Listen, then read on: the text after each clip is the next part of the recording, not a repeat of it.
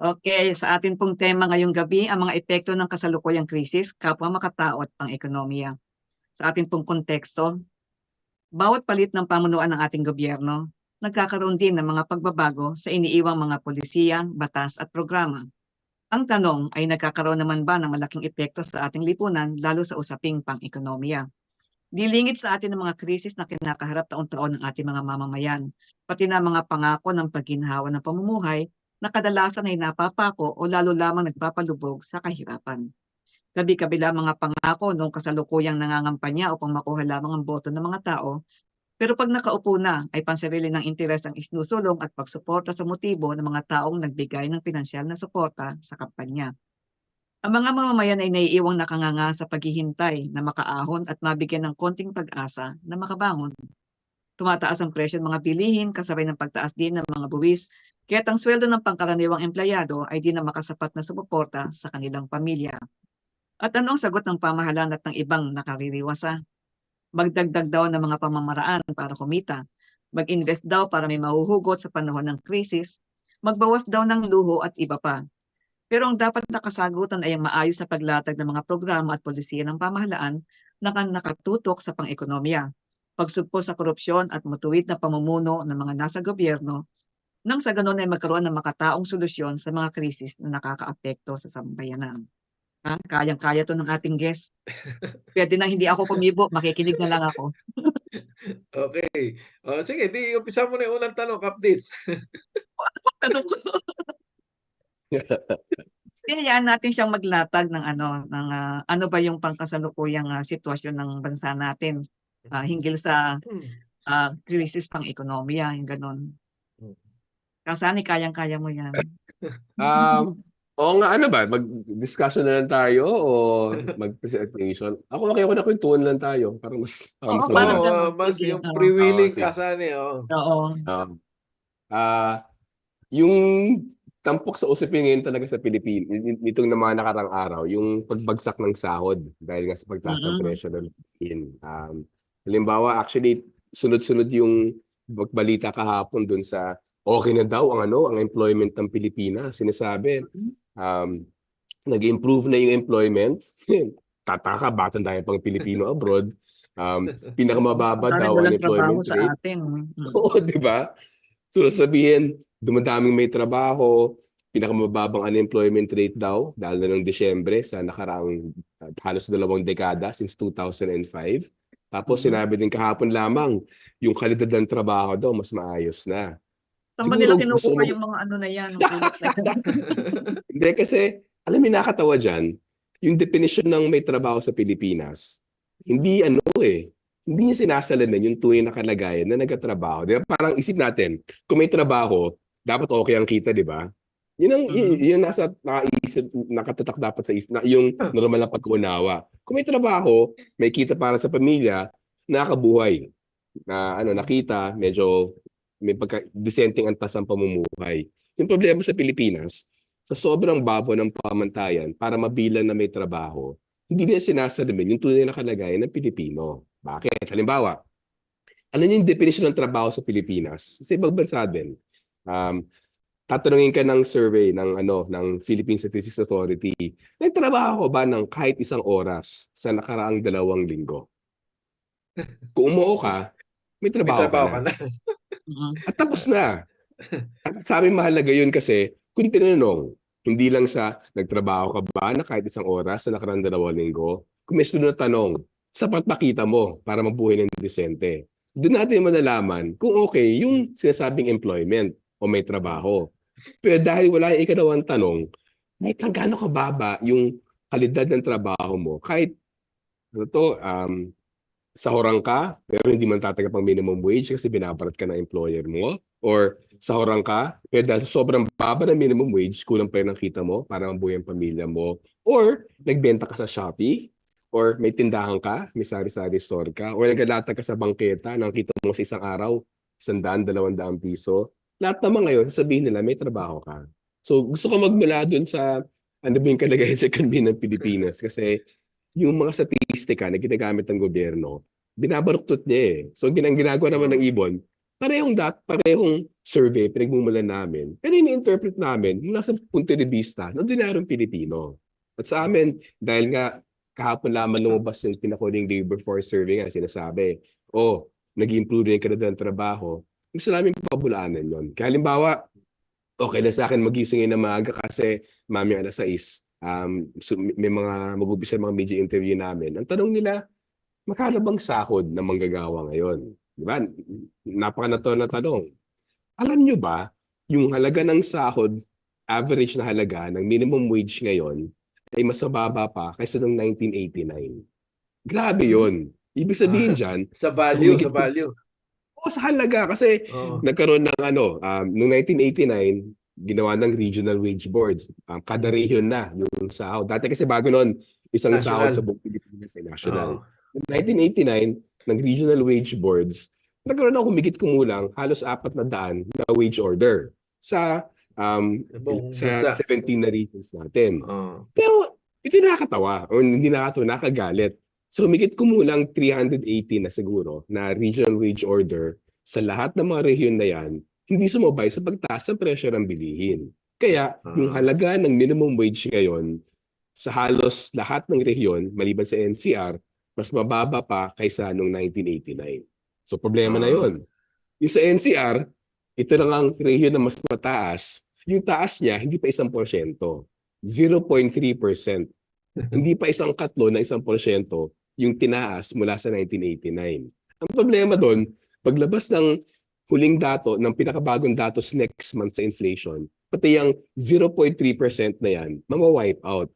So ang aming fearless forecast, pagdating ng Mayo, yung sahod, yung minimum wage sa buong Pilipinas, kahit NCR, ay mas mababa pa kaysa noong 1989. So sa amin, yun ang kalagayan ngayon. At ito yung pinaka-punto dyan. Yung sahod, tinatakta ng gobyerno yan eh. So kung bakit mababa yung sahod, kasalanan yan ng gobyerno. Kasi yung kanyang responsibilidad na mamagitan sa manggagawa at saka dun sa employer. Kapitalista. Kasi siyempre, pag banggamin dalawang yan, amat di hamak kung sa pangyarihan yung kapitalista, di ba? Sabihin lang, ayaw mo yung sahod na binibigay ko, di umalis ka. So mahalaga yung gobyerno, papasok siya mamagitan, pero hindi hamak mahalaga, panigan niya yung mas mahina. Panigan niya yung manggagawa. Problema, ang pinakita ng regional wage boards ng gobyerno sa nakarang 3.5 dekada, pinapanigan niya palagi yung kapitalista. Kaya binabarat yung sahod, kaya kahit na sa nakarang 3.5 dekada, humigit dumoble na ang productivity ng manggagawa. Kung nag-increase ang productivity ng manggagawa, pero hindi mo binibigay sa kanya bilang dagdag sahod, napupunta yun sa bulso ng kapitalista bilang tubo. So sa amin, kung may isang bagay siguro na mapapakita yung problema na naparaming Pilipino, yung pinagkakakitaan hindi sumasabay sa pagtaas ng presyo ng bilihin. At huling punto siguro, magtanong na lang kayo, kaunti lamang sahuran sa Pilipinas. Yung mayorte ng mga Pilipino, hindi sahuran eh. Mayorte ng Pilipino dumidiskarte lamang. So kung yung may sahod, hirap na kumita, kailangan mo mahirapan yung dumidiskarte. So sa amin, bagay yan na may kontrol ng gobyerno. Kung gugustuhin niya, pwede itaas ang sahod. Kung gugustuhin niya, pwede siya maglikha ng trabaho sa pagpapalakas ng lokal na agrikultura, lokal na industriya. Kung di ginagawa yan, habang pinapayaman ng ilan, doon ang problema natin. So, kasani parang kasi naalala ko nung panahon ni Gloria nung 2004, no? O 2000, ganyan na rin yung kumbaga kaya sinasabi nilang mataas ang employment rate, no? Kasi pagka yun ba, nagtinda ka ng palamig na sa bangketa, kumikita ka ng 20-30 pesos, kino-consider na nilang employed yun, may trabaho. In fact, kagaya na sinabi mo, dapat ang pagbabatayan natin yung sahod. So, gaano ba dapat gaano ba kalaki dapat yung kikinikita ng isang pamilya, no? Alam ba, sa 4 na katao, isang nagtatrabaho, para masabi nating sapat na mabuhay ng disente at matiwasay. Sige. Yung ibon naglalabas ng tawag namin family living wage. Ito ang kita kailangan sa isang araw ng isang manggagawa para masagot, matugunan lahat ng pangangailangan ng kanyang pamilya ng 5, kasama siya, mag-asawa, 3 anak, para matugunan lahat ng pangangailangan sa mga basic pangangailangan, pagkain, Pagkain. bahay, kuryente, tubig, pamasahe, cellphone. May konting allowance, syempre dapat kung may emergency, may magkasakit, pero may budget din dyan para sa pag-aaral, pagpapagamot at iba pa. Yung family living wage na yan, sa ngayon, sa average sa buong Pilipinas, ang kwenta namin, 1,207. Pero, So, yung average na minimum wage, excuse me, 440 pesos lamang. Kinakapos na mahigit 700 piso para dun sa 700. family. Laki. Tapos iba-iba yan ha.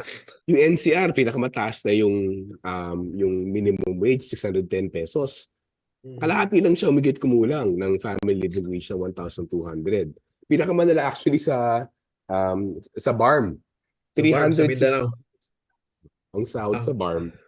Pero yung family living wage sa rehiyon na yon, dahil nga napakalayo, hindi maganda infrastruktura, actually 2,100 pesos. So, Pero, 1/4 yung sahod sa BARM. So para sa Kasa- amin, sige po. Kasi i-educate nyo nga kami. Bakit kasi yung nabanggit mo kanina yung yung wage board noong 1989 ano yung logic, ano yung dahilan nila, bakit nila iniba-iba yung sahod sa iba't ibang rehiyon? Halimbawa, yung sa sinasabi mo sa BARM, no, na pinakamababa 300 plus lang. Yung presyo ba ng noodles doon tsaka presyo ng noodles sa NCR magkaiba?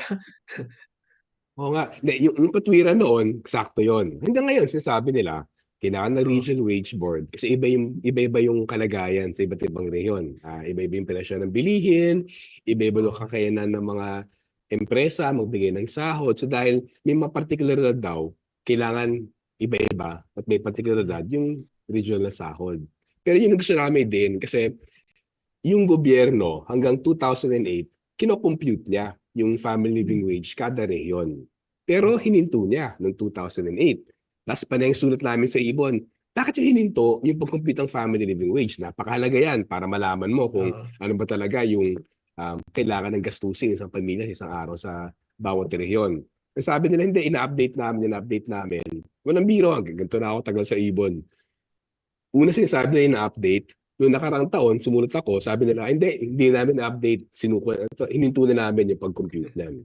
Ngayon, ano yung problema doon? Ang ginawa namin sa Ibon, yung huling family living wage ng gobyerno noong 2008, kada buwan na maglalabas yung inflation, yung presyo ng bilihin, pagtaas ng presyo ng bilihin, ina-apply namin dun sa family living wage na yan. At lumilitaw sa 17 rehiyon ng Pilipinas, hingit kumulang 15, lumalaro sa about 1,100 to 1,200 yung family living wage sa kanila. Sa iba't ibang rehiyon. Ang dalawang medyo magkalayo lamang, yung BARM nga na 2,100 pesos ang family living wage, tapos sa Region 8 na 870 pesos. Pero labas dun sa dalawang yon, Region 8 at BARM, yung 15 rehiyon, nandun sa 1,100, 1,200. Kaya para sa amin, pinabulaan ng argumento, ay iba-iba yung presyo ng bilihin. Kasi totoo naman yun. Iba yung presyo ng gasolina, yung noodles, halimbawa sa BARM, dahil mas malayo yung ibabiyahe yan, mas mahal talaga siya. So, pero kung isusuma mo yan, yung presyo ng bilihin sa palengke, presyo ng krudo, gasolina, presyo ng kuryente, totoong iba-iba siya. Pero kung susumahin mo, actually, it turns out, may mas mahal dito, may mas mura naman. Sa probinsya, mas mahal ang gasolina, krudo, pero yung pagkain sa palengke, mas mura. Doon ang production, di ba? Sa NCR ka, wala naman sakahan doon. Siyempre, may dagdag na presyo doon sa produkto mo. Pagdala sa bagsakan, pagdala doon sa tindahan, may dagdag doon. So parang, yun ang gusto namin din. In the end, nagbabalansa siya. Kap Edwin, baka may gusto kang itanong. Welcome natin. Papasok mo si Kap. Nakamute ka. Samantalahin ko muna na bumati ng magandang umaga at magandang araw kay Kasani. Magandang umaga. At Magandang umaga. Magandang gabi. Magandang salamat po. At sa lahat ng ating mga taga-subaybay, magandang umaga, tanghali, hapon at gabi sa panig ng mundo. Napag-usapan niyo po kanina yung nabanggit niyo po yung minimum wage at saka yung wage board kung bakit merong hindi pagkakapare-pareho. Ano po? Ngayon, lumalabas doon sa isang pag-aaral ngayon na 10 sa 10 pinakamahirap na probinsya ay galing sa Mindanao. Mm. Ibig ko sabihin, kung sa Metro Manila mas mataas ang minimum wage at sigurado na mas mababa doon sa 9 na pinakamahirap na probinsya sa Mindanao. Paano po nangyari paano naging justifiable yung gano'n? Hindi ba dapat na kung saan mas mahirap ang kalalagayan ng mga ordinaryong mamamayang Pilipino at mas mahirap ang probinsya, dapat mas mataas ang minimum wage nila o kung hindi man ay pumapantay doon sa level ng mga nasa NCR na kung saan mas maraming job opportunities at mas malawak yung transportation kumpara sa mga lugar na ito na pag-iiwanan na dahil hindi lamang naman usaping ekonomiya ito, nandiyan yung transportation, hindi lamang yung trabaho, kundi nandiyan din yung mga tinda, yung mga pamilihang bayan na kung saan backward kumpara sa national kumpara sa NCR. So paano po nagiging justify? Alam ko hindi kayo gumawa ng national wage board, pero paano kaya nila naging justifiable na magkaroon ng pagkakaiba sa bawat panig ng ating rehiyon and at the same time, itong 9 sa 10 na pinakamahihirap na probinsya, sila pa yung may pinakamababang minimum wage. Okay. Kasi yung pinaka-problema dyan, yung pagtakda ng sahod, iniwan nga sa Regional Wage Board. Sa Regional Wage Board, dapat pinag-aarap yung manggagawa at yung kapitalista. Sabihin ng ng manggagawa, itong kailangan ko para mabuhay. Sabihin ng kapitalista, itong kaya ko ibigay. Ano yung problema doon? Yung gobyerno, sa halip na pakinggan yung manggagawa, nakita naman, sa Mindanao, kulang na kulang, ang pinapanigan niya, yung kapitalista, nasasabihin, hindi ko kaya. At ito yung nakakagulat. Yung ibon naman, sumusuporta kami sa mga union na nag-presenta sa Regional Wage Board. Nito mga nakarang hearing sa Kongreso, nakadalawang hearing na yan sa House of Representatives tungkol dun sa wage hike. Alam niyo ba, kung nagkakaroon ng ganong klaseng diskusyon, ano man ang numero ilabas ng manggagawa, na ito yung tubo ng kumpanya, ito yung kita niya, mahusay mga union, may financial statement sila. Ano man ipipresenta manggagawa, itong presyo ng bilihin ngayon, kulang na kulang, binibigay sa amin ng sahod. Yung kapitalista, hindi maglalabas ng datos yan. Tulad sa Kongreso, ang daming union doon, ang daming dokumento, ang daming datos, even yung iba nag-present, may mga numero doon, sinabi, makatwiran, kaya magbigay ng dagdag na sahod. Nagulat ako na nangyari sa Kongreso. Akala ko sa Regional Wage Board lang na magsasalita sila na walang pruweba, walang ebidensya. Sa Kongreso, ganoon yung ginawa nila. Nag-submit yung mga employer 3 pahinang position paper. Yung unang pahina, yung mga logo nila. Yung ikatlong pahina, yung mga pirma nila. Yung ikatlong pahina, pirma nila. Yung ikalawang pahina, sinasabi, hindi namin kaya. Wala ni isang numero, wala ni isang datos sa pinapakita bakit hindi nila kaya. Hindi na ba yun? 3 pahina ng dokumento, 1 pahina ng logo, 1 pahina ng mga pirma, 1 pahina na sabihin, hindi namin kaya, walang batayan. Yun ang problema. So halimbawa yung nabanggit nyo, siguro kaya lalong mababa, lalong mahina dun sa Mindanao. Ang pinapakita lang actually, lalong mahina yung, lalong malakas yung puwersa ng makapitalista sa Mindanao na baratin yung sahod sa Mindanao. At sa amin, yun ang totoong layunin ng Regional Wage Board. Ang totoong layunin ng Regional Wage Board, hindi yung pag-aangkop kada rehiyon para sa manggagawa. Ang totoong layunin, ibarat yung sahod para yung pangkahalatang sahod sa buong bansa, bumaba din siya. Kumbaga parang nakipagkompetensya para sa mababang sahod. Kasi ba sinasabi nila palagi, kung mababa yung sahod, dito pupunta yung negosyo. Kasi muro magnegosyo. Di ba? Sinasabi yan kaya hindi kahit mga foreign investor, kailangan murang sahod sa Pilipinas para pumunta dito yung foreign investor. Meron din silang katwiran. Kung saan ng Pilipinas, kada rehiyon, kung saan mas mababa yung sahod, doon mag-i-invest. Kaya ulit punto po kay Edwin, nag-invest mo sa Mindanao? Hindi. Huwag ka mag-invest sa Mindanao kasi walang pambili yung mga tao. Magnegosyo ka doon, sino bibili yung produkto mo? Ang baba-baba ng sahod. So para alam mo yun, may cycle ng ang baba ng kita ng mga manggagawa, kulang yung trabaho, walang negosyanteng kikita sa pag-invest sa Mindanao. Pero yung mga negosyante sa Mindanao, para kumita, binabarat yung sahod. Binabarat yung sahod, wala merkado sa produkto. So para may siklo siya. So sa amin, Oo. ang pangunahing problema dyan, yung gobyerno. Yung gobyerno dapat may malayong tanaw sa pag-unlad ng Mindanao. Yung gobyerno dapat may malayong tanaw, anong interes sa manggagawa, yung kapakanan niya, dapat protektahan. Ang tanong, hindi tanong, ano natin sagot dyan, bakit paulit-ulit pinapanigan ng gobyerno yung mga kapitalista, negosyante, hindi ordinaryong Pilipino? Kasani kamakailan a month ago naging matunog na balita yung tungkol sa dagdag sahod no sa Senado. Ang ano nila, ang suggestion nila is 100 magkano 100 plus 100 na pesos. increase. So tapos yung sa Congress is mas malaki, nasa 300 yata.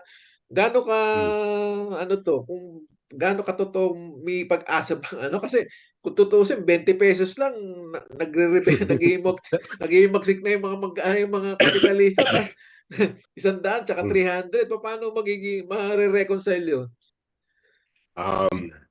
Sige. Paano kaya? Una, yung pagpasa ng 100 peso wage hike sa Senado, ito na yung pinaka-abante ng naabot ng legislative wage hike sa Pilipinas mula 1989. Yung huling legislative wage hike sa Pilipinas ay noong 1989 nung nag-regionalize. So yung nangyari sa Senado na may pinasa silang batas na 100 pesos for increase sa minimum wage, yun ang pinaka-abante essentially sa nakarang 3-5 dekada. Kasi ulit-ulit naman fina-file yan ng Makabayan, ng Bayan Muna, ng Anak Pawis, pero hindi umaabante. Sa House ngayon, hindi nagpapatalo. Pebrero, kalagitnaan ng Pebrero, pinasa yung 100 pesos. Ikalawang linggo ng Pebrero yon. Ikatlong linggo, hindi pa patalo yung House. Kami, 150 kami. May 350 rin kami.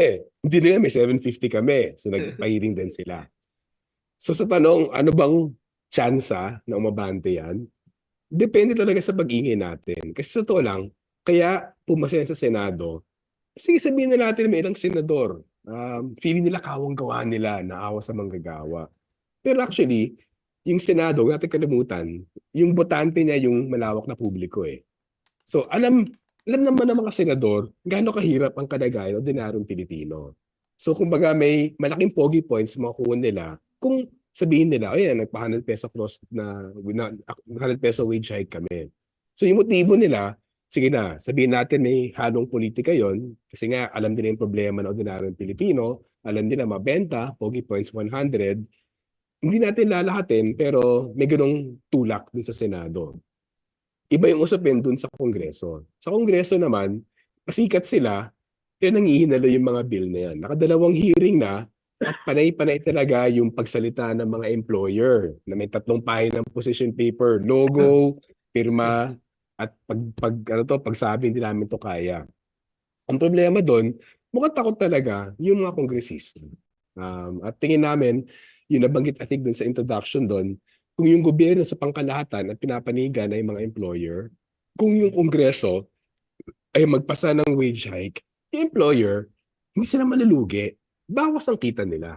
Iba yung lugi eh. Yung lugi, kulang ang kita mo sa gastusin mo.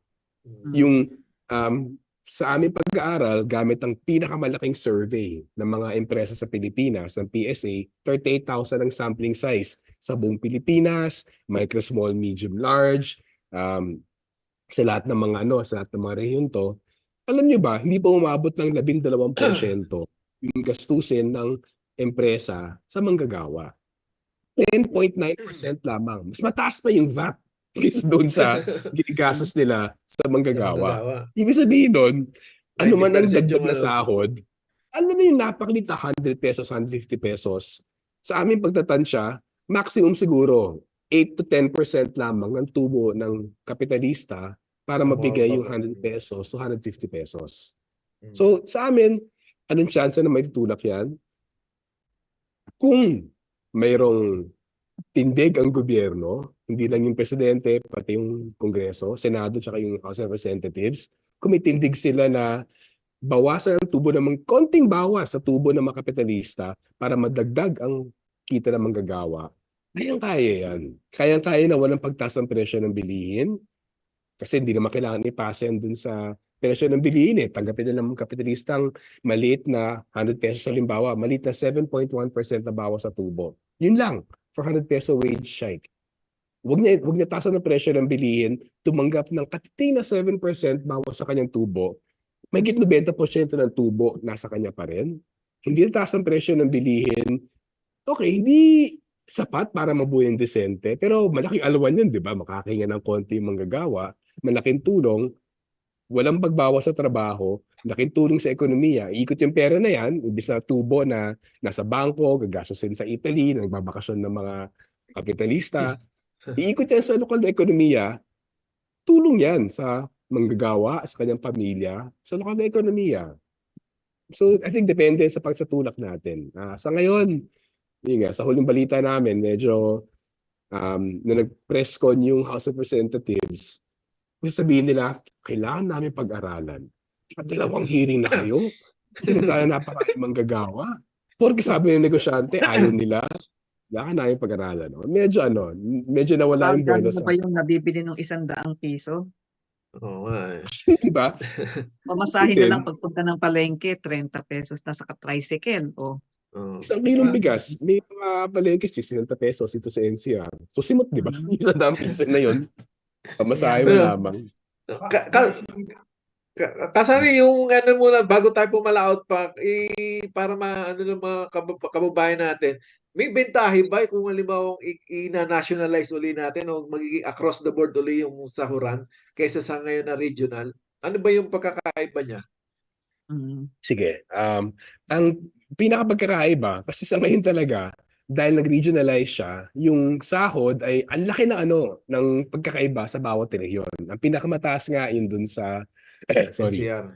pinakataas sa NCR na 610 NCR. pesos.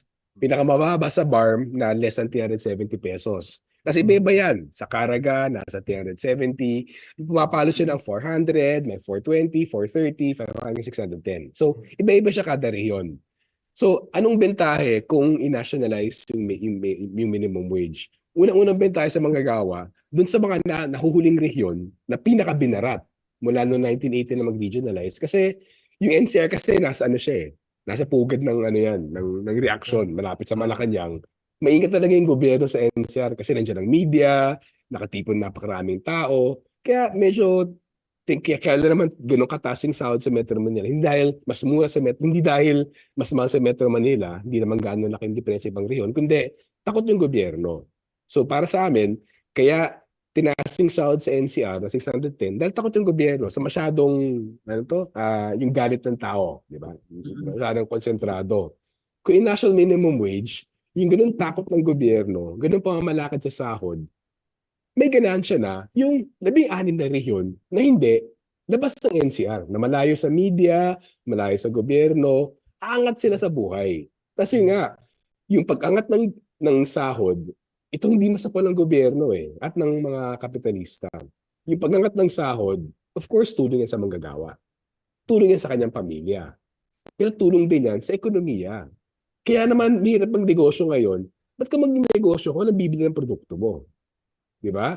At yung mga kapitalista, kung isa-concentrate yung tubo sa kanila, hindi nila binabalik dun sa mga manggagawa sa pinakamaraming gagastos ng nalikhang halaga sa pabrika halimbawa o dun sa paggawaan. Kung di pa ikutin sa ekonomiya yan at ibulsan nila, nakakabulsa sa ekonomiya yan eh. Kasi bakit ka magdinegosyo kung walang pera, yung merkado? So yung Pilipinas ngayon, huling datos ng Bangko Sentral, 7 sa 10 Pilipino walang ipon. Sa 26 million families, 19 million na pamilya walang ipon. Isang tuka sila. So isipin mo, kung yung 19 million na Pilipino na yan, malaki yung kita, ang laki ng merkado niyan, para sino man magdinegosyo. Kung maraming negosyo, nag-produce para sa merkado na yan, mas maraming trabaho. Mas maraming trabaho, mas ikot yung pera. Kung mas ikot yung pera, mas maraming negosyo. Mas maraming negosyo, mas maraming trabaho. So kumbaga yung nakabara sa atin ay yung pagbarat ng marami, pero isa na yon. Isa nakakabara dun sa pag-angat sa buhay ng ordinaryong Pilipino, isa nakakabara sa paglago ng ekonomiya na nakikinabang lahat, yung pagbarat sa sahod. Kasi nga, hindi naman yung ginagastos yung...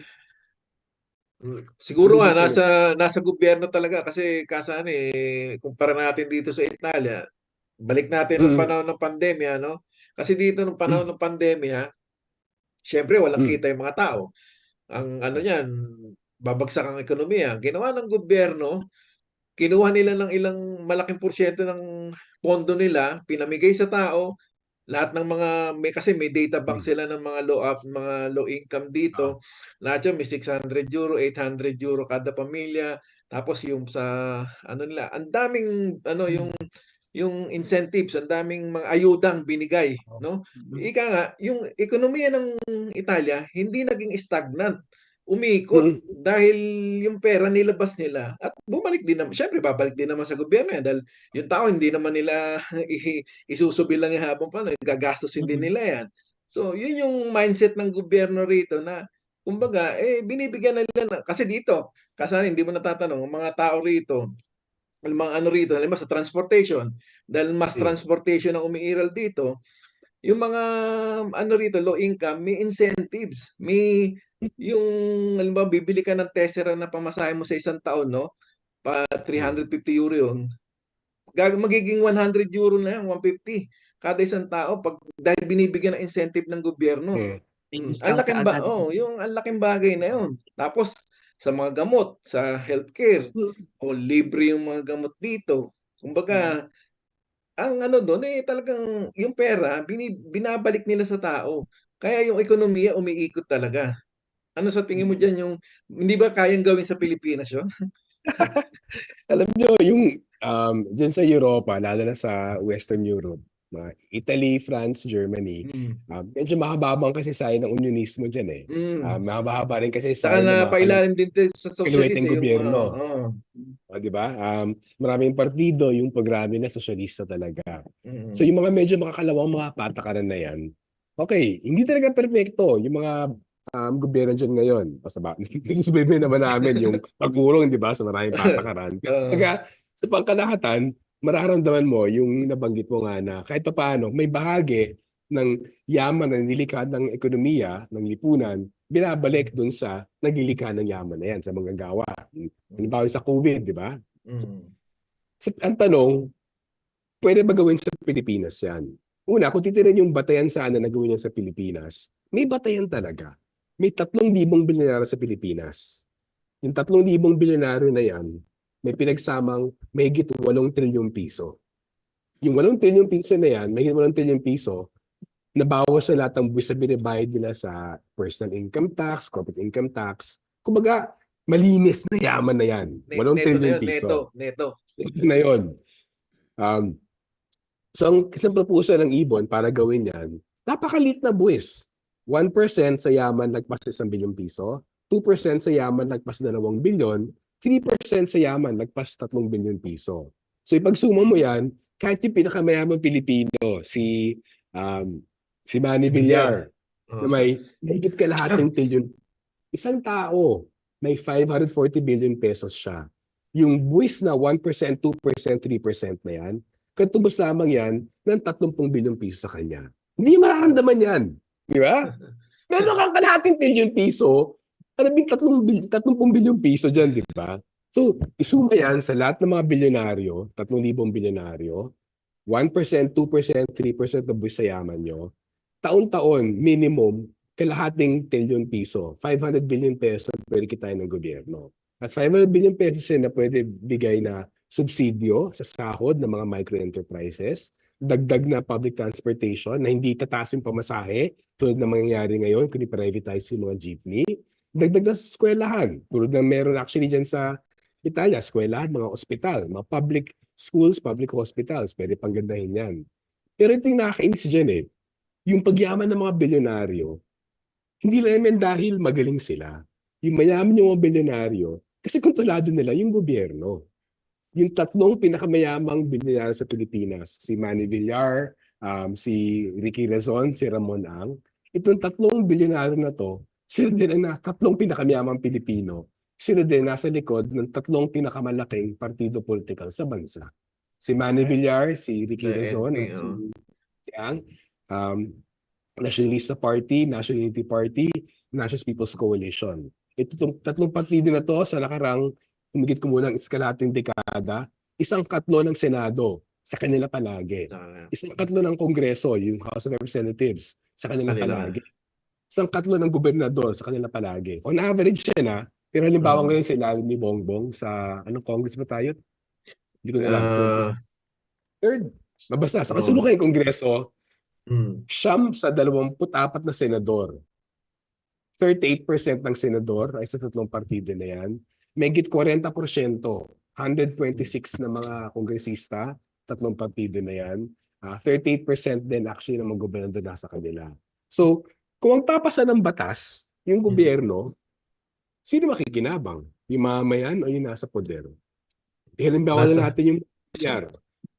Sa nakarang administrasyon, si Manny Villar, ang pumasa ng budget for infrastructure si Cynthia Villar. Sa Senado yan. Papasa niya yung infrastructure budget. Infrastructure budget na yan, ang gagastos yung anak nila. Na sa DPWH. DPWH, papagawa ng kalsada. Yung kalsada ang pinagawa, dadaan dun sa pag-aari. Subdivision nila. Subdivision. Si biniling lupa na 5,000 piso, dahil may kalsada na, lumaki ng 4-5 beses ang halaga. Yung 5,000 piso dati na kada square meter, may 25,000 pesos na. At nangyari yun sa naka-administrasyon. Ngayon, bantayan natin. Sa ilalim ni Bongbong Marcos, yung Aboitices, yung pinakamalaking power generator sa Pilipinas, ang mga Aboitiz company officials ay nasa tuktok ng Department of Energy, nasa tuktok ng Energy Regulatory Commission, nasa tuktok ng SUN, yung kumpanya na pinipribatisa, yung pag-aayos ng gobyerno. So ngayon, papansin mo, bukang bibig palagi ni Bongbong Marcos, mag-invest tayo sa renewable energy. Isipin natin, teka, may chance kaya na yung malapit niya kaibigan ng mga Aboitices na nilagay niya sa lahat ng mga ehensya na may kinalaman sa enerhiya ngayon at hindi lang sa baba at sa tuktok. Meron ba sa atin na sobrang bait isipin ginagawa nila yan para sa ordinaryong Pilipino? Siyempre hindi. Pero nga, babalik tayo din sa punto na yon. Habang nakaganon yung naghahari sa ekonomiya sa naghahari sa politika, habang interconnected sila, hindi na natin maasahan, nagagalaw sila, gagamitin yung rekurso ng Estado para sa kanarami. Gagamitin nila yan sa pagyaman ng ilan. Updates. Teka, ako kasi nakikinig ako, no? Di ba yung sa charter change na sinasabi nila para sa pang-ekonomiya. Kaya nasabi ng charter change. Pero kung sisimplihan lang pala sa narinig ko sa diskusyon natin, kung sisimplihan lang pala, kayang gawin yung pagbabago sa ekonomiya na hindi na kailangang baguhin, galawin yung ating konstitusyon. Dahil kung sa simpleng cycle lang na isang bilog na ganyan, halimbawa ang gobyerno o saka yung mga bilyonaryo na yan magtatayo na isang manufacturing plant. Tapos magkakaroon ng trabaho ng mga mamamayan. Tapos maganda ang sweldo. Pag maganda ang sweldo, siyempre ang tao bibili sa merkato, babalik sa merkato. Purchasing power. Magbubuwis. Pag maganda ang pasok ng buwis sa pamahalaan, may pera ang gobyerno, makagagawa uli ng panibago uling planta o ano mga pwedeng gawing trabaho ng mga mamamayan. So parang ganun lang kasimple, pero bakit kailangan pa nilang baguhin yung ating konstitusyon? Well kasi, yung totoong layunin ng charter change, hindi naman para pundin ng ekonomiya. Ang totoong layunin ng tinutulak ng charter change, yung pagtagal nila sa poder. Walang duda. Gusto lang nilang mabuksan, para meron na silang paraan para... Kaya nila pinili yung economic provisions, yung pagbukas na ng utilities, yung pagbukas education. Ng institutions, basic education institutions, tsaka pagbukas ng mga advertising. Kasi ang tansya nila, nakita nila sa nakaraan masyadong grand and charter change. Naamoy ng mga tao, ay hindi, para sa pagtanggal sa poder to. Hindi sa Duterte. Ang nag-propose ng federalism. Buti naramdaman, Naamoy ng mga tao,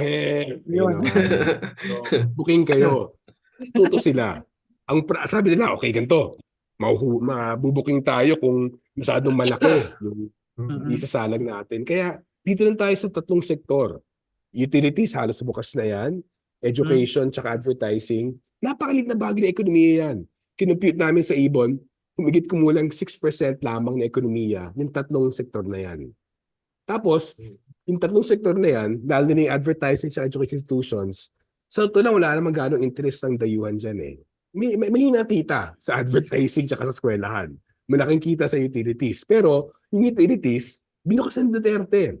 May pinis siyang batas na ang natitira na lamang na bukas ng telecommunications natin, matagal ng bukas ang power generation, bukas na yung airport, shipping, halos lahat ng utilities natin bukas na. Kaunti na lang ang sarado. So, pinili yung tatlong economic provision na yan dahil akala nila, una, minimal ang pagtutol dyan. Akala nila, maluloko yung mga tao na kailangan ng charter change para umunlad tayo.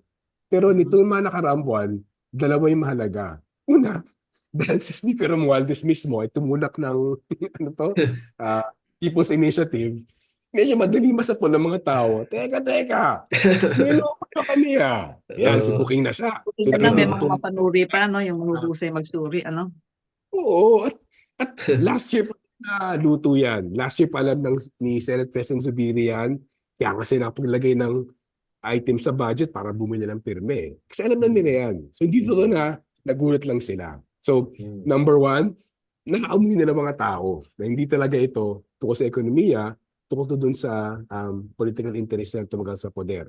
Pero ikalawa, hindi ma-argumento sa ekonomiya, paano nabanggit kanina, hindi naman kailangan baguhin ang saligang batas para magtaas ng sahod. Hindi naman kailangan baguhin ang saligang batas para maging mas murang pagkain. Nabigyan ng libreng lupa yung magsasaka, bigyan ng suporta para maging produktibo yung lupa na yan. Hindi naman kailangan ng charter change para palaguin ang lokal na Pilipinong industriya. Hindi kailangan ng charter change para paramihin ng ospital, doktor, nurse, gamot na mura, eskwela na dekalidad, pabahay na mura. Hindi kailangan ng charter change para atrasan yung privatisasyon at maging mas murang tubig, kuryente at public utility vehicles natin, transportation. Hindi kailangan ng charter change para magiging ng trabaho. So sa amin, walang batayan yung charter change yan. At nakita natin, as long as nakita natin yung totoong tulak dyan, I think Political. kaya nga naanis yung mga tao, di ba? Ano yun? So, yung survey, 80%, 90%, hindi naman pabor. Against. Kasi alam Buti nila, na lang. wala namang kinalaman ng charter change sa sahod. Kapedwin, may tanong ka pa? Meron sana yung tawag dito. Maibalik ko lang yung usapin ng sahod. Ano? Makikita natin na kung gaano kahalaga yung union sa bawat bahagi ng kinasasakupan ng ating rehiyon at saka bayan. Kasi kung babasihan mo yung sitwasyon ng union dito sa Italia at sa Europa, talagang dito sila yung nagdidikta kung papaano itaas at kung gaano itataas ang sahod ng mga ordinaryong manggagawa dito sa Europa. Hindi tulad dyan sa atin. Kasi nabanggit kanina ni Kasani na sa Metro Manila, pag ang Metro Manila kumilos, talagang yun ang priority ng gobyerno. Yung mga mahihirap nating probinsya, nabanggit na siyam sa 10 mahirap na probinsya, I'm very sure dyan, ang union talagang walang walang galawan dyan. Dahil binigyan na ng masamang perspekto yung mga union dyan, komunista, mga terorista. So kaya wala nagpuprotekta at sumisigaw para sa interes ng mga manggagawa. Yun lang pong dyan sa tchatcha na yan, yung nabanggit kanina na tungkol sa pagbabago ng ating konstitusyon para daw sa ekonomiya. Paano pupunta para daw makahikayat ng mga investor? Paano pupunta ang investor dito kung ang halaga ng kuryente isa sa pinakamahal sa buong Southeast Asia? Paano mag-i-invest dito ang negosyante kung yung public transport hindi naman ano? Paano pupunta ang trabahador sa pabrika, sa kumpanya kung hirap na hirap makapunta? Kung ang trapiko isa sa dahilan kung bakit lumalagapak yung ekonomiya ng ating bansa. Maraming factor. So sana hindi naman kailangan ng charter change para solusyon niya, di ba, Kasani? Hindi ko lang alam. Tama nga yung interview na. Tsaka sabi nga ni Kap Edu kanina sa message niya, yung din ang opinion ko, hindi talaga interest ng mga politiko at ng ating mga honorables na, sorry to say, mga kabuhayan at maging independent ang mga mamayang Pilipino. Dahil kinakailangan na manatili tayong hirap para manatili tayong umaasa, tumihingi ng tulong sa kanila at manatili tayong tatanaw ng utang na loob sa kanila sa habang panahon para manatili din sila sa kanilang mga pwesto. Yan ang may organisado na Simula barangay, simula munisipal, syudad, provincial, at siyempre hanggang dito sa national. Kita naman natin ngayon at alam din natin kung gaano kababa at kababaw yung nagiging basihan ng mga mamayan natin Pilipino. Yan yung bunga na rin ng kahirapan. For example, yung lumabas na huling survey ngayon sa mga senatorial. Ano pa, kung minsan gusto mo na talagang sumuko di ba? Oo naman. Talagang dumating na tayo sa pinakamababaw na parte ng ating political situation na kung saan isang taon simula ngayon magkakaroon ng election pero ganito pa rin yung yung mindset ng mga Pilipino. Ito dapat yung ating ihalal sa Senado, sa Kongreso. Paano natin maatin yung lahat ng buhay kung mismo sa atin mismo Pero sabi ko, wala tayong sinisisi. Yung kahirapan ng ugat ng lahat ng yan. Pero habang naandyan yung mga yan, mukhang malabo tayong umangat. Yung issue na nabanggit ko, Kasani, paano? Yung issue po na mataas na presyo ng kuryente, yung transportation, ano ba sa tingin nyo bilang researcher kayo mga nag-aaral sa mga bagay na yan? At least, kung hindi man ito ibinibigay ng mga politiko natin, mga honorable sa ating mga mamayang Pilipino ang solusyon, meron ba kayong idea kung paano matutugunan yan? At paano ito magiging daan imbis na yan, tsa na yan? Sige. Siyempre, tama yung nasabi. Pero may tatlo ko punto dyan. Gusto ko pagmulan yung kahalaga ng pag-uunyon. Yung nakwento ko kanina, yung pinakamalaking wage hike sa kasaysayan ng Pilipinas naganap noong dekada 80, nung panahon na malakas yung mga union. So yung binigay na, I think, 26% ng wage hike ng ginawang 89 pesos, tagal na, no? 1989 pesos. Natatanda ko yan. Diyan pa ako nun Dahil ang lakas-lakas ng mga union noon, nailaban yon. Patumbas na about 160 pesos kung gano'ng kalaking wage hike ibigay ngayon. Pero, so usapin ng paglakas ng union, mula no pa ni Gloria, at doon nagsimula talaga yung red tagging Doon nagsimula yung pag-atake sa mga union, pinihina ang mga union nung dekada more or less 2000s. Mapapansin nyo, kung tinabay-bayin nyo yung sahod, pinakamalaking pagtaas ng sahod nung dekada 80 nung malakas yung mga union. Nung 2000, sinatake ni Gloria Arroyo sa kanyang 10 taon yung mga union, mga komunista yan, destabilizers, yung state emergency siya, maraming tinakot, maraming dilukot, maraming pinatay. Nung humina yung mga union na winasak, yun din ang panahon na biglang pababa yung sahod. Kaya kung nasan tayo ngayon, pagkatapos ng lalong pag-atake ni Duterte, si Duterte ang may pinakabarat sa pagbigay ng sahod sa buong kasaysayan mula ni Marcos. Bakit? Kasi grabing atake nga sa red tagging sa mga aktivista, sa mga union. So, di ko mahalaga yung punto na yon, binubura sa pag-iisip ng publiko na kaya tayo nagkakaroon ng pakinabang sa sahod ay dahil sa tibay, lakas, ingay ng mga union. At sa mas malaking, masaklaw na pag-iisip, kaya magkakaroon ng pagbabago sa mga patakaran, sa mga batas sa lipunan, dahil sa sama-samang pagkilos natin. Yun ang gusto nila wasakin sa pag-red tag at sinasabi, ay nanggugulo lamang yan. So tingin ko, malaga din yung punto na yan, kahit usapin lamang ng sahod. Kung malakas ang union, tumataas ang sahod. Sa panahon na winawasak ang union, humihina ang sahod. Kaya nandito na tayo ngayon, lagay natin, nasa bababa pa kaysa 1989 ang sahod. So point number 1. Point number 2, yung foreign investors, tama yun Hindi naman actually yung pagbubukas ang kailangan ng foreign investors. Bakit? Halimbawa lang, Vietnam, di ba? Palagi tayo nakatingin sa Vietnam. Palagi nang iingit-ingit yung gobyerno, bakit yung Vietnam, ang dami-daming foreign investors. Alam niyo ba, sa Vietnam, bawal ang majority foreign ownership sa telecommunications. Sa atin, 100% bukas na siya. Sa Vietnam, hanggang 49% lamang. Bakit? Alam ng Vietnam, nasa security yan. Kung walang control ang Vietnam, doon sa kanyang telecommunications, yung daloy na komunikasyon at yung impormasyon na laman ng komunikasyon, hindi nila makokontrol. So nag-set sila ng maximum, 49% lamang ang dayuhan, 51% dapat Vietnamese. Kasi nga, national security yung usapin ng telecommunications. Sa huling tanong, anong magpapamura doon sa kuryente? Example natin ng Vietnam. Totoo yung Vietnam, parang Pilipinas, pwede 100% foreign ownership sa power generation. Ang pagkakaiba, sa Pilipinas, yung power generation, 100% ownership. Sa Vietnam, 100% ownership.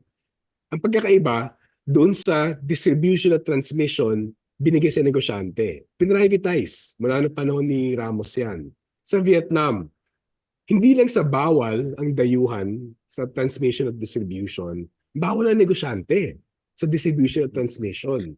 State monopoly sa distribution at transmission. Kaya, kahit hinayaan 100% foreign ownership yung generation, kayo ibebenta ng dayuhan yon para ma-distribute sa gobyerno. So bakit mura ang kuryente sa Vietnam? Hindi dahil sa foreign ownership. Dahil nakialam yung gobyerno, may monopolyo sa transmission distribution at sinisigurado niya mura yung kuryente sa mga industriya na gusto niya palaguin, murang kuryente para sa mga pamilya na alam niya basic service yan, tapos binabalanse niya yung interest ng kita ng statement sa kuryente dun sa pangailangan for national development. At alam niya, hindi tulad natin, national security yan, di ba? Yung question, bakit yung transmission natin ay may Chinese na na investment, na yung kwento-kwento nga dun sa Senate hearings. It turns out may ibang mga bahagi ng transmission natin, yung manuals in check. So kumbaga, ang mapagpasya dun sa pagpapatakbo ng transmission, yung Chinese engineer na nandun, nakabisado yung teknolohiya kasi imported mo na China, tapos yung mga manual nasa Chinese. So alam mo yun, kahit huwag mo lagyan ng mali siya ngayon, tama ba yun na isang bagay na napakalaga for national security at paglago ng ekonomiya, kuryente, tama ba na walang kontrol ng Pilipinas? Mali eh. So yun ang huling punto ko. Itong sasabihin tayo ng foreign investment, hindi yung totoo.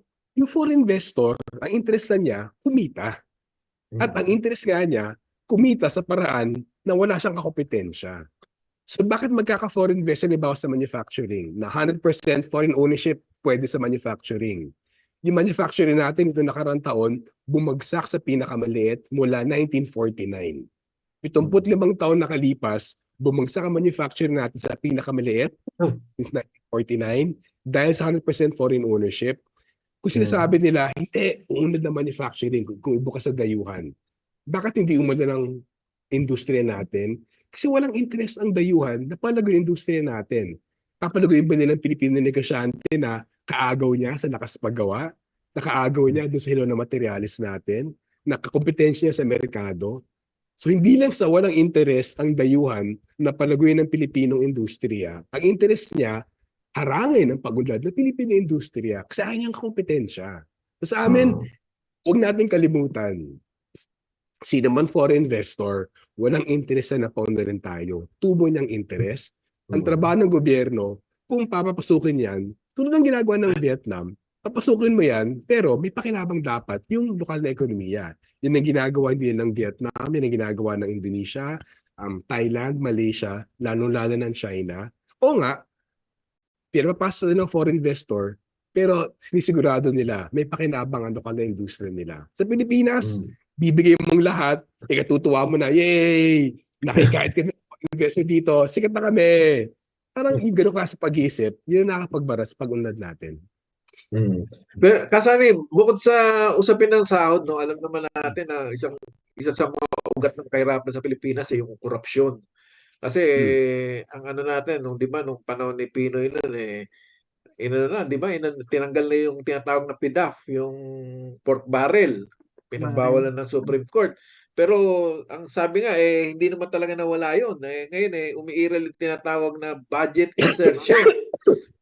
So, pakipaliwanag nga kasani ko ano yung budget insertion na in a form na parang lumalabas na na rin na pork barrel ng mga mambabatas natin. Sige. Bago kasi yung Supreme Court decision, legally, pwede magbigay ng budget sa mga kongresista na hindi nilista kung para saan. So kumbaga may bawat kongresista, depende kung gaano kalapit sa kusina, may 20 million, 30 million ka, kung malapit sa kusina, baka 400, 500 million. Sa'yo na yan. Kumbaga, ibibigay sa'yo, yung budget kasi, isinusumite sa Kongreso ng executive sa July, pinag-uusapan July hanggang December, pinapasa ipapatapat sa January. So dati ginagawa, bago mag-Supreme Court decision, pagpasok ng budget sa July, bawat kongresista, bawat senador, may nakalat sa kanila, yung PDAF nga, kumbaga blank check yan, bank account yan. Pagpasa ng budget, ipapatupad sa susunod na taon, meron silang budget, balance sila kung paano gastusin yan. Sabi ng Korte Suprema, teka, mambabatas kayo. Hindi kayo dapat naghahawak ng ganyang klaseng pondo. So pinagbawal yung ganung praktika na maglagay ng item dun sa budget na blank check sa susunod na taon. Ito mga politiko natin, hindi naman pumayag na wala silang pork barrel. So nangyari, imbis na ilalagay yung kanilang hinihingi na blanco sa July, sa isang taon, para ipatupad sa Enero, susunod na taon, ang sinabi, sa Abril, habang pinag-uusapan yung budget, ilagay nyo na yung gusto nyo. Si mga kongresista, putik naman, tayo pa naman to. Pina-homework sila. So ginagawa ng mga kongresista senador ngayon, Pebrero, Marso, homework sila, lilista na yung kung waring proyekto nila. Kapag sinumite na yung budget ng presidente sa kongreso sa Hulyo, nakapasok na yung pork barrel nila. So pinapatupad yung sabi ng Korte Suprema na, oy, wala kayong dapat pork barrel dun sa budget. Pero nandun pa rin, iba lang ang pangalan. Budget insertion. Nilagyan nila mula nung serbitin ng budget sa kongreso ng presidente, nakapasok na yung pork barrel nila doon. Tapos ibang usapin pa, kapag pinag-usapan yung budget, may bicameral conference meeting sa may ibang luto pa dyan. Kasi halimbawa, doon pinasok yung I think 15 billion para sa ayuda para doon sa pagbili ng iba sa kay People's Initiative. So iba pa yon. Sa AKAP, yung AKAP yata yan. Hindi ko maalala pero baka AKAP kasi DSWD. DSWD. So may ganun din na at the end of the day, basta malapit ka talaga sa presidente, ipapasok mo, kahit sa kahululan ng proseso, Disyembre na, bago na ipirma, ipasok mo yung gusto mo, at yung presidente, approve niya. Hindi, kumpinsa ka ba ng presidente? Di ba? Pili mo talaga makapangyarihan ka. So ang punto doon, technically, ipinapatupad yung Supreme Court decision na walang pork barrel, pero sa totoong mundo, iniba lang ang paraan ng pork barrel at umiilaw pa rin talaga siya. Ang problema pa, lalo na ako konsidera sa presidente. So kung dati, kailangan mo dumaan sa proseso ng Kongreso para ipatupad ng presidente. Ngayon, kakasimula pa lang ng proseso, ang makapangyarihan mapagpasya, yung presidente. Sabihin niya, na ayaw ko sa'yo, inaaway mo ko. Mula't simula pa lang paggawa ng budget, hindi lalagay yung pangalan mo doon. Hindi lalagay yung district. Tapos may Intel Fund pa na invento sila na walang ka-question-question. Oo. Well, right now, 1.2 billion pesos yata Intel Fund ni Pangulong Marcos. Supposedly, ino-audit daw yan ng Kongreso, pero ng special audit. Siyempre, kung pupulungan mo yung Kongreso in an executive session, meron ba mamumuna sa presidente na napakamapangyarihan? Basta mo ginastos. So, actually, doon sa punto na ano bang kapangyarihan ng gobyerno ngayon sa usapin ng korupsyon? Tama kayo, yung pork barrel una lamang yan. Sa ngayon, lantaran actually ang confidential funds na yan. Kaya nga, kaya galit si Sara at mga Duterte dyan eh. Kasi alam nila, sa confidential intelligence, bahala sila gastusin, hindi sila masisita. Kaya nung binawi sa kanila, nung nag-aaway-aaway na sila, nung wala ng disunity na sila. Nung nangyari yun, nainis yung mga Duterte kasi siya, yung kalahating milyon sa DepEd, 150 million para sa vice-presidente, ang laking laking pork barrel funds sa kanila yun. So ikalawa yung confidential funds. Pero ikatlo, huwag natin kalimutan, iniratsada ng Maharlika Fund ng presidente, yung sa ngayon, ang target ay may 500 billion pesos na ikokonsentra sa Maharlika Fund. Kukuha sa Land Bank, kukuha sa Central Bank, kukuha sa PCSO. Ikokonsentra sa Maharlika Fund, yung magtatakda kung paano gagastusin yan, yung presidente. At yung mga nilagay na opisyal dyan, yung mga opisyal dyan, siyang pipili kung sinong uupo dyan o hindi. So kumbaga, may super pork na tayo.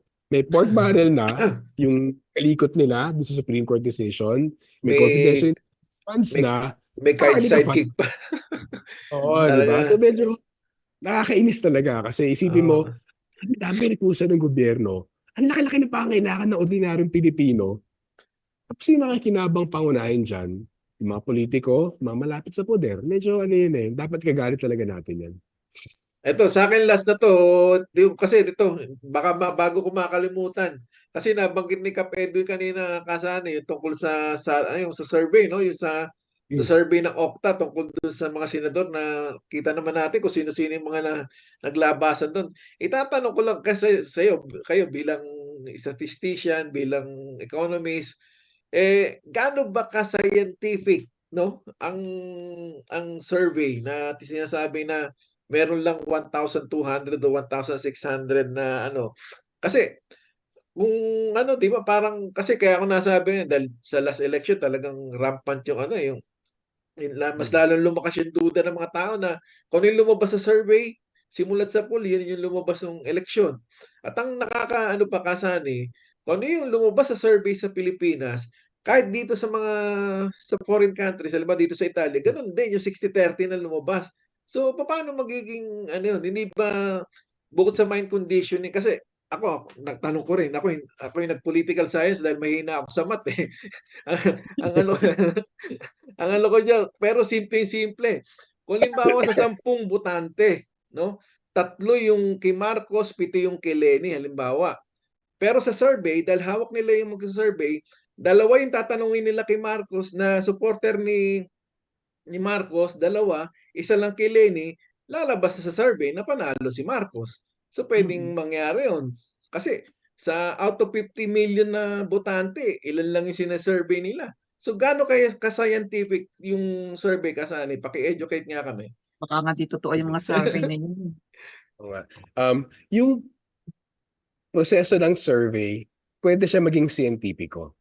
Yung ibon halimbawa, hinintulad kung may mga nagko-commission ng survey, ginagawa pa rin namin. Ang problema, yung mga nagko-commission, minsan ayaw ilabas yung resulta. So, para malinaw, yung proseso ng pagsa-survey na ilang libo lamang ang ini-interview sa populasyon ng may 100 milyon, kung pinapatupad ng tama, at mahabang proseso yan para sabihin na ipinapatupad ng tama, actually, epektibo siyang paraan na hindi mo kailangan interviewin yung 100 milyong Pilipino, kahit ilang libo lamang interviewin mo, kung yung pagpili mo ng mga in-interview mo ay walang kinikilingan. Kumbaga random yung pagpili.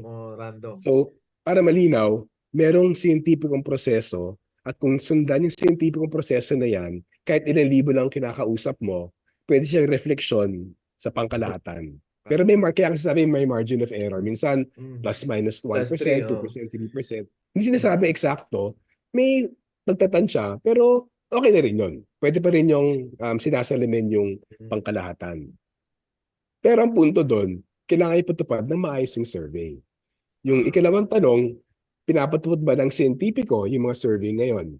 Maraming survey outfit, lalo na mga hindi kilala, lumilito lamang kapag eleksyon, yan, padududahan mo talaga yan. Kasi doon talaga lantaran yung mind conditioning. Kung survey outfit yan na bago lamang, halos garantisado, ay ano yan, niluluto yung mga resulta na yan. Hindi pinapatupad na maayos yung proseso para maging siyentipiko. At malamang, may konklusyon na, nagkukuha rin na lang na merong survey. Yan. Ikatlo, ito yung mas masalimuot, may ilan lang naman na kilalang survey outfit sa Pilipinas. Pulse Asia, SWS, yung Okta medyo bago pa nga yan eh. Ang tanong, napapatupad ba ng Pulse social weather stations at Okta, halimbawa, yung scientificong proseso na yan? Kung may magpakita na hindi, na halimbawa, alam mo yung rehiyon na pupuntahan, alam mo yung komunidad na interviewin. Isang style kasi, kung alam mo in advance kung sino yung komunidad na interviewin, bago pumunta yung magtatanong, bugbog mo ng may ikot doon, sabihin, ang galing-galing ni Tulfo, ang galing-galing ni Bongbong, ang galing-galing ni Duterte. Isang paraan yun ng pagluto. Nagtatanong sila na maayos, pero dahil naunang dumating, nasa utak na ng tao yung sagot di sa tanong na yon. So may ganong klaseng mga, at iba pa yung usapin na talaga mag-effect ng numero. Sa ngayon, kung merong mga paglabas ng ebidensya tungkol dyan, maganda yon.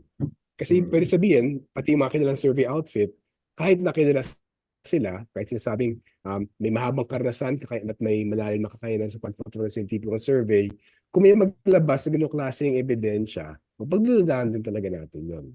Pero yun nga, tulad ng korupsyon na nabanggit, yan ang pinakamihirap po na ebidensya eh. Kasi buhay ka matay na yan, di ba?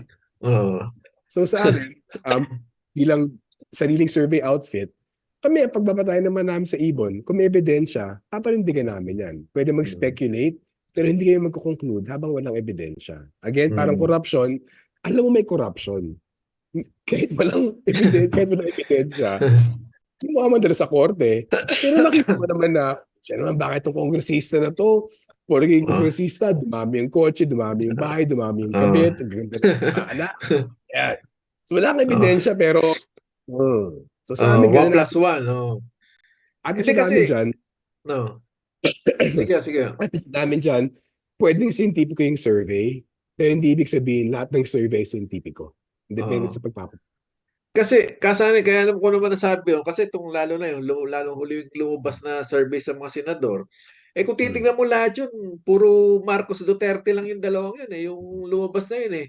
So ibig sabihin ba, parang ginagawa nilang tanga yung tao? Kumbaga kasi sa demokrasya kasi, hindi natin masasabing demokratiko ang isang bansa kung niluluto ang sistema ng halalan, ng ano. Parang So ang kasi talagis natin nung wala kanina, mental wala nang condition mo, kumbaga wala nang choice ang tao eh. Walang choice. Kumbaga parang ang ano nga wala ka nang pagpipilian eh. Parang alam mo, Okay. bibili ka ng sandwich sa isang sa isang vending sa isang grocery o sa isang sa isang tindahan, sasabihin mo, bibilin mo, pabili nga ng sandwich na yung ginawa kahapon o nung isang araw. Hindi ka makakabili nung yung kumbaga wala kang pagpipilian. So, yung sa ganun, nawawala yung esensya ng demokrasyang kasi yung mga yung mga kandidato, yung mga lumalabas, yung mga nananalo, sinasabing nananalo, yun at yun din. O, wala saan sila pa tayo pupunta? Di ba? Pero siguro kailangan natin unawain din, maraming paraan sa pagluto ng halalan eh. Yung pinakalantaran dyan, lulutuin mo yung boto. Transmission, di ba, pagbababoy, na mismong proseso ng pagboboto. Pero tama ka, bahagi ng pagluluto ng resulta, punta ka buffet, yung nasa pagkainan, pare-pareho. Okay? Kung akong tatanungin, kami sa Ibon, tingin ko may halaga din na unawain natin marami pang kailangan na pag-educate dun sa Pilipino. Malaking populasyon natin. Yung 115 million na population natin, ika-12 pinakamalaking bansa sa buong mundo ito. Napakaraming mga botante na actually sa totoo lang, hindi pa napapaliwanagan, hindi pa nasasapol yung prinsipyo ng demokrasya, at ito may kinakalungkot, hindi pa mulat sa totoong katangian ng gobyerno. At kung tanggapin natin na marami talaga sa publiko, ang exposure sa mga balita ay yung nakita na kayo ng social media feeds o yung nakita dun sa television or nadidinig sa balita, yung mga politiko, paglimang package ang sarili eh. At maraming ginaganda ng package sa sarili kasi may plano na maging politiko. So halimbawa lang, yung mga tulfos. Actually grabe, di ba? Pati ako alam ko yung termino na ipatulfo mo yan. Di ba may ganun ang termino? Ibig sabihin doon, sa mahabang panahon, ilang dekada na kanilang career sa media, yung tulfo, ang nilikhang pag-iisip, kung may problema ka, itakbo mo sa justice. tulungan ka. Oo. So, kumbaga, baluktot yun kasi, kung may problema, gobyerno dapat gumalaw, di ba? Kung may problema sa serbisyo, dapat yung gobyernong magresponde. Gobyerno. Kung may pamububog sa pamilya, yung pulis dapat nagresponde. Kung may problema sa korupsyon, gobyerno dapat yung gumagalaw. Pero yung tulfos, sinamantala na sobrang broke ng gobyerno, sa ilang dekada na kanilang pag-broadcast, binilap yung imahe, kung wala kayong maasahan sa gobyerno, maasahan nyo kami. So akong tatanungin, naniniwala ko na maraming Pilipino, lalo na hindi na-expose gatoklating diskusyon, at hindi na-expose sa mahabang pagpapaliwanag ng mga bagay-bagay, kung may mga Pilipino sobrang desperadong sitwasyon at kinakapitan yung tulfos, hiniwala ko, bumuno talaga yun yung tulfo. At naalala ko to bago mag-COVID. Napapa-TV5 kami kung interview kami sa studio doon. Nakugulat ako. Ang aga-aga pa daw, alas 4 o alas 5 ng umaga, yung pila doon sa Pioneer, sa studios ng TV5, ilang libo na nakapila doon. Ang aga-aga pa lang, yung staff ni Tulfo, ini-interview yun isa-isa. Tinatanong anong problema mo, anong bateyan dyan. Tapos sa sala nila yan. Sino yung medyo magandang kwento na sensational? Yung medyo simple yung problema na kung wari, konting tawag lang, magka-responde na. Sabihin na ba yun? hindi lang sa isang linggo, hindi lang sa ilang buwan, ilang taon, nilikha yung pag-iisip na kung may problema, ipatulfo mo yan. Ako, doon kayo ko-connect kung bakit mataas sa survey yung mga tulfo. Hindi ko agad sasabihin na lahat yan ay malinis, pero maniniwala ako na marami naniniwala dyan. Siguro yung hamon sa atin, pag natin kukumbinsin yung mga tao sa katotohanan, kahirapan talaga. Diba? Minsan talaga, mapapaos ka na, mapapagod ka na, pero tama ka, yung demokrasya naman, nagmumula sa babae. Unfortunately, yung mga nasa poder, magaling sila na pag nabaraputin ng demokrasya. Yung mga tulfos, ginagamit nila yung kanilang imahe para tumakbo, nanalo sa Senado, at malamang pagdating sa May 2025, magpapatakbo na naman yan. 2028, baka iba pa yung pagtatakbo nila. So sinamanta nila yung nalikang imahe. At yun nga, yung challenge sa atin dyan, siguro, kahit sabihin natin may bahagi dyan na baka may kalikot sa survey, mas mahalaga sa akin, yakapin natin. Yan ang realidad ng demokrasya sa Pilipinas. Kung yung mga politiko ay na-master yung panloloko, i-master natin yung pagpapaliwanag. Yun ang talaga pantapat natin sa panloloko. Tama. Kap Ditch, Kap Edwin. Parang nakakalimot na tayo, ah. Ang sarap ng usapan natin. Kaya Ang dami nga, pang tanong eh. Pwede ka nang maano ko lang yung kay last na to, yung kay Katanin binanggit kanina, yung tungkol sa presidente, sa mga mamabatas na malapit sa presidente, malapit sa kaban. Well, hindi naman lihim sa natin ito. Napagtakpan tong issue na to yung 51 billion. Kasi kung babasahin mo yung first district ni Pulong Duterte, wala pang 700,000 ang populasyon nito. 54 barangays.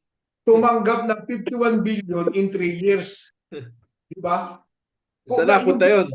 Ang dami sana pinagawa nun, di ba? Ngayon, kalimitan daw sa budget nito, ginamit pa sa flood control eh. Pero kung research, alam naman natin kung paano binaha yung yung patunay kung saan yung sinabi ni Kasani. Kasi totoo naman talagang kung yung nakaraang administrasyon, sipin mo 51 billion in 3 years sa 700,000 population na isang distrito, simpleng distrito. Binulgar yan ng mga tao ni Speaker Romualdez. Ngayon kaya, abangan natin ang susunod na kabanata. Paano naman nilalaro nila ngayon? Sino naman yung mas malapit sa kaban? Sino naman yung mas nakikinabang na distrito? Ganun lang yun, tuloy-tuloy lang siklo noon. At the end of the day, tayo mga mamayang Pilipino, yung mga maliliit at tayo mga nagbabayad ng buwis, tayo lang yung nawawalan. Hindi tayo kumakabig, sila lamang. Yun lamang, Kasani. Maraming salamat po. Halimbawa lang, nabanggit yung mga Duterte. Alam niyo ba, yung issue kay Sara Duterte na 500 million hiningi ng confidential funds para sa DepEd, wala kang mas trabaho ng DepEd yan, as 150 para sa Vice Presidente. Yun ang nakasanayan niya eh. Nung mayor siya ng Davao, sa ilalim ng kanyang tatay, pag binukuli ng kanyang tatay, 300 million. Noong 2016, 140 million lamang ang confidential funds ng Davao. Nung ako po yung tatay niya, dumoble, 300 million. Nung yung huling 4 na taon niya bilang mayor, 400 million na ang confidential funds sa Davao lamang. So tama yung punto na yun. Kung may ilang billion for infrastructure, tongpatsen, di ba? Iba yung mechanismo. Ito lantaran, daan-daan milyong piso, taon-taon bilang mayor ng isang malit na lungsod ng Davao. Katumbas nga ng hinihingi niya para dun sa... 54 barangays. 54 barangays. So Kasani, masasabi natin na doon lang napunta yung umabot na... Kasi, di ba, kung titignan natin sa kasaysayan, simula nung nung magkaroon tayo ng unang Pangulo, ako hindi ako naniniwala ang unang Pangulo si Aguinaldo. Simula nung kay Aguinaldo hanggang kay Pinoy, sa 110 years, no, na umabot lang ng 6 na trilyon ng utang panlabas ng Pilipinas. Pero nung maupo si Duterte mula 2016 hanggang 2022, dinoble niya, naging 12.8 o 13 trilyon. So, masasabi natin na kung saan napunta yun? Dahil yung 100 years, dinoble lang niya sa 6 years.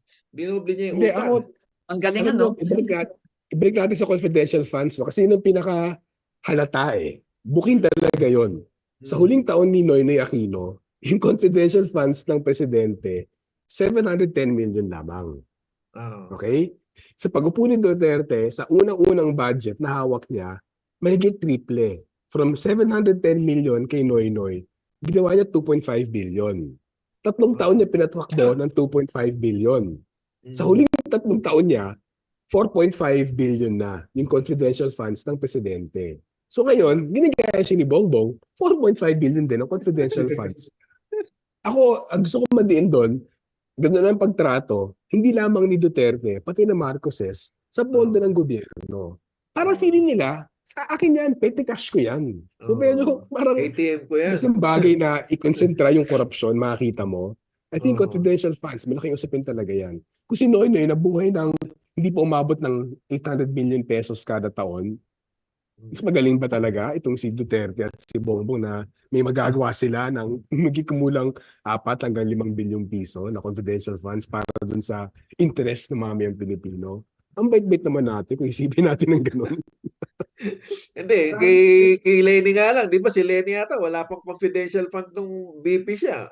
O kung meron man, napakaliit. Pero nung si Sara na, doon na umano. Oh. Oo, tapos nagastos si Sara sa 7 na araw, di ba? Bakasyon. Oh. Pagitan ng Christmas at New Year, sarado mga opisina, nakagastos siya ng 125 million. Di ba? Ang galing, no? Ang sipag ng opisina niya, di ba? Ay, Bueno. Kasani, matanong ko lang kasi ito yung binanggit ni Kapega yung dinobling utang ni Duterte from 6 trillion to 13 something in a period of 6 years. Yung mga alam mo yung mga zombies kalimitan ginagamit na yung pandemya daw kaya daw nadoble ang utang. Nabanggit mo na to sa recent interview natin. Pakiulit mo nga para at least may datos ako.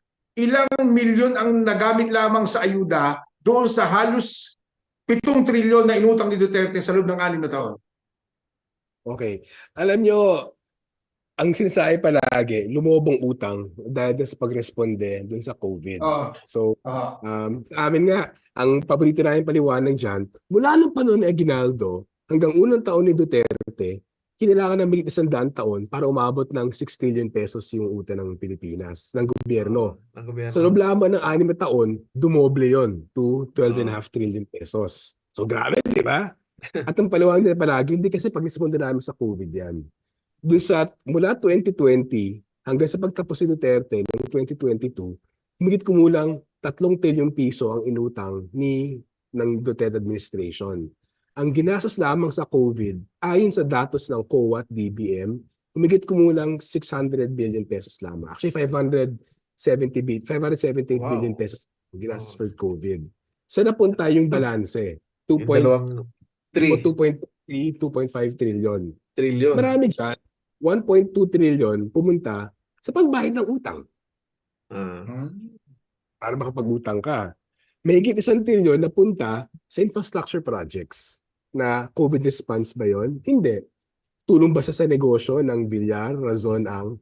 Oo.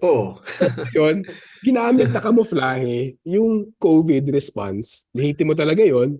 Ginamit na kamuflahe para umutang, para makabayad ng utang, at para supportan mga infrastructure projects sa makikinabang yung malalapit sa kusina. So talagang yun, hanggang ngayon alam ko marami naniniwala, ay lumobo yan dahil sa COVID. Hindi yan lumobo dahil sa COVID. Yung naibulsa Kasani, ilang kaya yun? Wala kaming datos dyan. At hindi magsalita na, mandidinig kami. Pero yun nga, syempre, kung di namin kahit nila sa korte, hindi naman lalabas ng ibon. Sabagay, tama naman yun. Okay, Kapega. Tayo ay lumampas na ng kalahating oras. Ano ba dapat to? Dapat may part 2, part 3 pa to eh. Hindi, pag si Kasani si Sasani talaga kausap, talagang hindi mo yung oras eh. Dahil sa kahit na maganda tayo ng katanungan kung ganyang talagang freewheeling ang ating pag-uusap talaga. Partida pa paus pa yan. Kaya nga inuupo eh. Sorry, may sakit kasi ako eh. Inuwi ako sakit galing Europa, tumama pag landing ko dito. Grabe. Okay. Yung lamig kasi nadala mo, no? Yung lamig dito doon sa Holland. Okay, so paidlipin pa natin si Kasanit, may bago mag-alas 6. So pwede na po bago mag-alas 6, pwede pa kayo midlip. So Kasani, ano po yung huling mensahe niyo sa mga kababayan natin para well, sa akin sobrang simple lang. Alam ko ang daming problema sa Pilipinas. Pero alam ko din, ang dami natin pwede gawin. Saan man tayo sa mundo. Sa akin, ang pinakamahalaga, huwag patulan yung mga nagsasabi, ay nako, alisan ako ng bansa kasi wala nang pag-asa Pilipinas. May pag-asa palagi. At kahit sa ibang bansa, ang dami-dami pwede gawin. Sa ngayon lamang, yung pag-iikot ni Bongbong, may 22 na ang biyahe niya. Mula nang umupo siya bilang presidente. Sana multahin natin siya kung saan siya pumunta. May migrante sa buong mundo para ilantad talaga. Hindi tayo naniniwala sa naratibo, sa peke naratibo na administrasyon. Ang ganda-ganda ng buhay sa Pilipinas. Wala naman migrante kung magandang buhay sa Pilipinas. So sa amin, huwag sukuan yung Pilipinas syempre. At yung pagsulo actually ng paglaban natin dito. Tulad na bagay doon sa union. Kung malakas ang union, mataas ang sahod. Kung malakas ang kinasamasa, andyan ang ating pag-asa para sa pagbabago. So saan man tayo sa mundo, syempre alam naman natin, the fact na nakapagsalita tayo ng ganito, sigurado naman, pati yung mga migrante, hindi naman sinusukuan ng Pilipinas. Kaya mabuhay kayo. Salamat sa pag-imbita. Salamat po. So maraming salamat. Kasani. Sige po. Thank you. Okay, thank you. Maraming salamat po. Hanggang Ingat sa po, ulit. ingat tayo lahat. Sa Okay, susunod. thank you. Contact lang kayo. Okay, Salamat. thank you. Thank you po.